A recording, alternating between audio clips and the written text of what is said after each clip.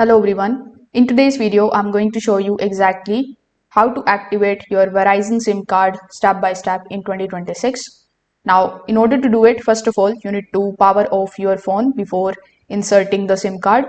Locate the SIM tray on your device and then use the SIM eject tool or a small paper clip in order to open the tray. Place the Verizon SIM card in the tray, then carefully insert it back into the phone. Once the SIM is inserted successfully, simply turn your phone back on. After turning it on, connect it to the Wi-Fi network if possible. This is going to help the phone quickly communicate to the Verizon's activation servers and complete the setup process.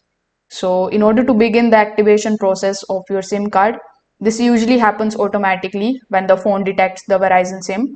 In some cases, you may need to follow the on-screen instructions in order to activate the line, especially if the SIM is for a new number or a transferred number. Once activation is completed, it's a good idea to restart your phone. Restarting is going to help refresh the network connection and ensures the device properly connects to the Verizon's system. So once the activation is completed, you can test your phone to make sure that everything is working correctly. So if this video helped you out, make sure that you like this video and subscribe to the channel. Thanks for watching.